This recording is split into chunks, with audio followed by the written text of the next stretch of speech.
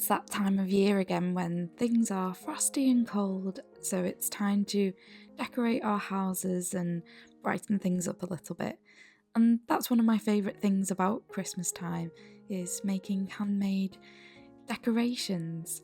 I really enjoyed making this Advent elf for my son quite a few years ago. It's not one of my patterns, but I've also over the years made so many tree decorations and things to hang around the house.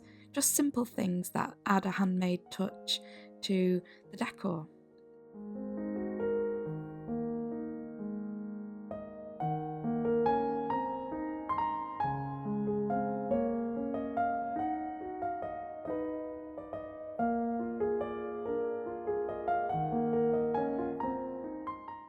I already have some video tutorials on my channel for making decorations. You can get this free pattern for a Christmas snow globe tree decoration, and also there is this lovely EPP stocking. It's quite simple to do and wouldn't take very long, so I'll leave a link to those below.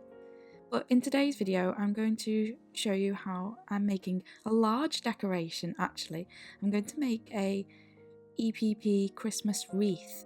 So thank you for joining me today. I hope you enjoy it. When choosing fabrics, I either go for really Christmassy or things that aren't Christmassy but have a hint of Christmas colours about them, which is what I've chosen today. Some dusty pinks and reds with a hint of green. So I'm also choosing some coordinating thread, and this is the time of year to get out the sparkly thread, isn't it? Now to make this wreath, I'm using 2 3/4 inch hexagons, and I'm using some leftover hexiform sheet.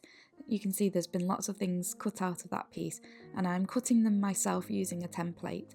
But you could actually make this to any size that you want, but the 2 3/4 inch hexagons are going to give me a large piece. You don't have to use hexiform. It's nice because you can leave it in and it adds a really nice texture, but you could cut them from paper, and I'll leave a link to the free pattern page on my website where you can get a download to cut out the hexagons and the triangle shapes that we're going to use. So everything will be there, but of course remember you can make it in any size that you wish. So once they're done, you need 2 sets of 6, one for the front and one for the back. And then this is actually how I made my triangles, but I'll leave a template in the download free pattern so you don't have to cut yours up like this. But these are the triangles that are going to fit around the edge.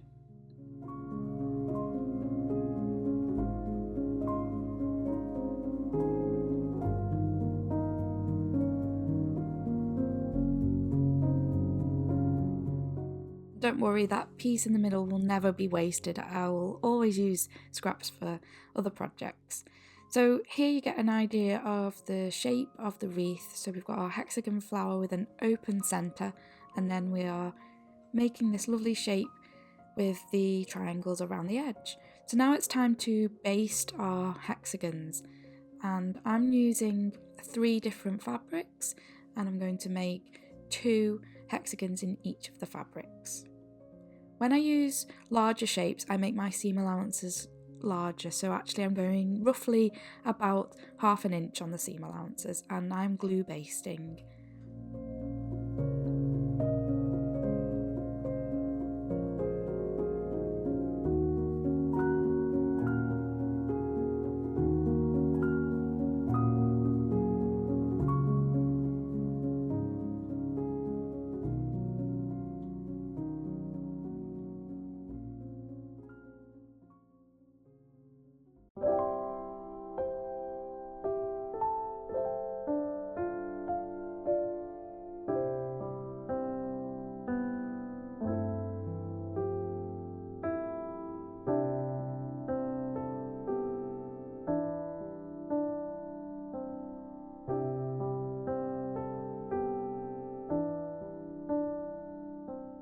So once you've basted all of your hexagons and triangles, you can lay it out to get an idea of the pattern placement.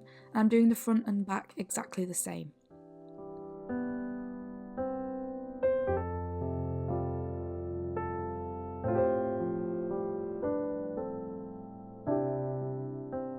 To stitch them together it's really easy because you're just sewing along two sides, one from each of the hexagons, and then you move on to add the next one and go around in a circle, and I'm stitching them together with a simple whip stitch, but because I'm using the hexiform I'm making sure I actually catch the hexiform in it so nothing's going to come undone if the glue was to wear off. So it's really straightforward, just to continue in this way, joining all of the hexagons together.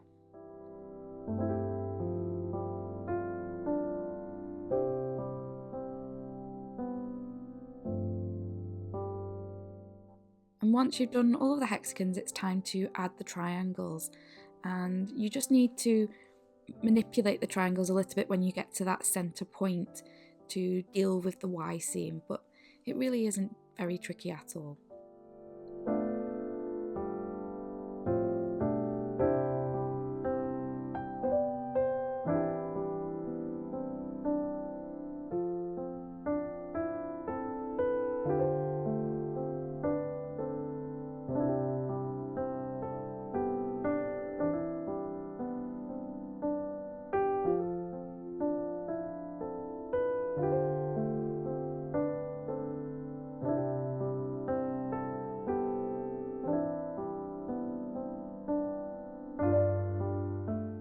Once all of the triangles are in place, I then just glue back those little flaps that you inevitably get when you baste a triangle shape or something very pointy.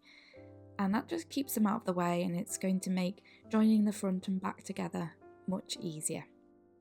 Also, if you used paper instead of hexiform, this would be the time to remove it before moving to the next step.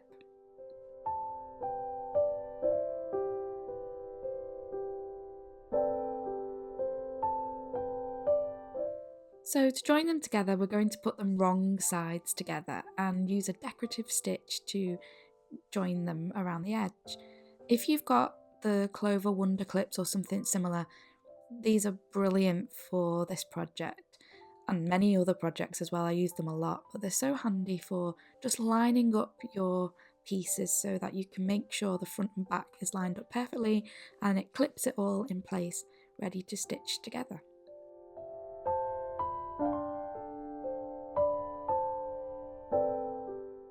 Before joining them together though, I'm going to add some ribbon to hang it with. Now I struggle to get nice ribbons, it's difficult to find them in any shops, but I actually got these very inexpensively from a garden centre, so that's a really good place to look. And they actually came from the sort of Christmas and present wrapping section, so that's a top tip if you're struggling to look for nice ribbons. Have a look where the gift wrapping is in any shop or garden centre. So I just chose a length that I thought would be right, and then I've pinned it in place, and I'm going to stitch it in place before I sew all the way around the edge. But I'm not going to worry about my stitches visibly showing on the front because I'm going to hide that with a bow, and I'll show you that in just a moment.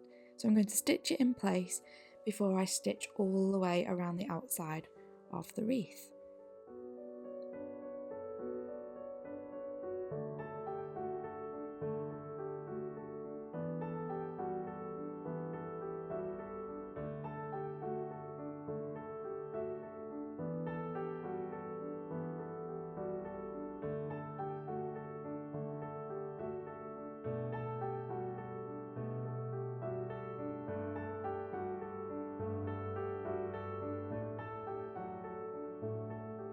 So once that is in place, I've chosen my sparkly gold thread to do a blanket stitch all the way around the outside edge.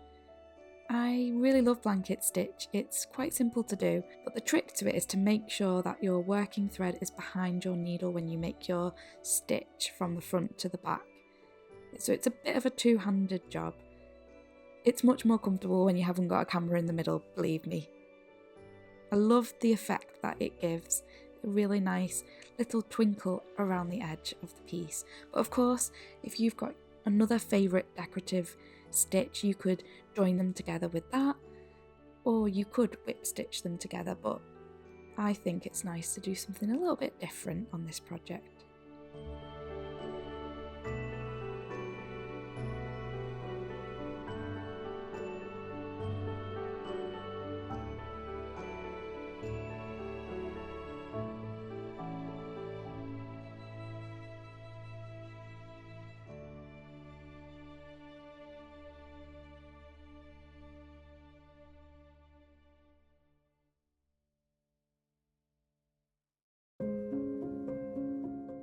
So once it has been joined all the way around the outer edge, it's time to add a bow. You can stitch that on in place now, and that is a great way to cover up those stitches that I mentioned before. And I just made this bow again out of ribbon designed for wrapping presents, so it's that stiff ribbon that has a wire in it to hold its shape. And it's a little bit tricky to stitch on, so choose a nice long needle. I find that helps a lot.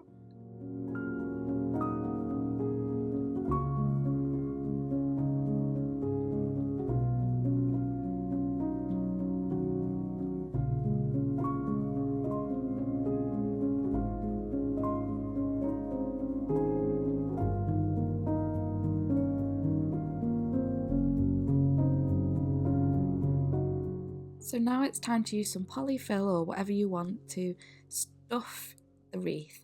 Now I'm not overfilling it, not filling it in the way that I would make a pincushion or a toy. I'm just adding a little bit to give it a little bit of plumpness, a little bit of a 3D effect, but I'm not overfilling it because I don't want to distort the shape of it too much.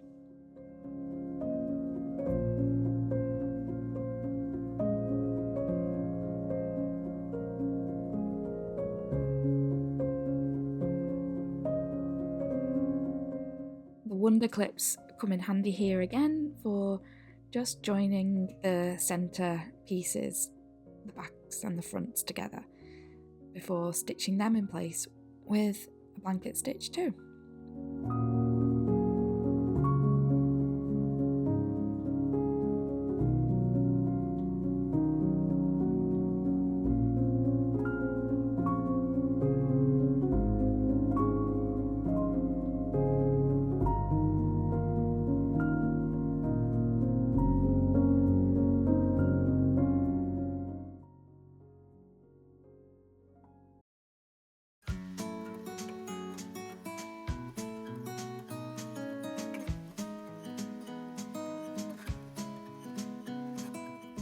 So here is the finished wreath, and I'm really pleased with how it turned out. It's really nice in these fabrics. They're quite classy Christmas, I think, but wouldn't it be fun in full-on Christmas fabrics too? And another thing that you could do to jazz it up a little bit is you could make smaller hexagon flowers and applique them onto the larger hexagons. That is something that I think would look really nice, and you could add embroidery. I might make another one of these next year, maybe as a gift for somebody.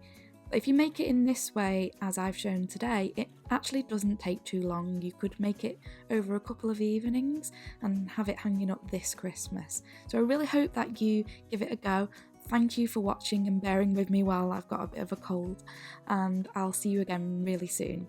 Take care, bye bye.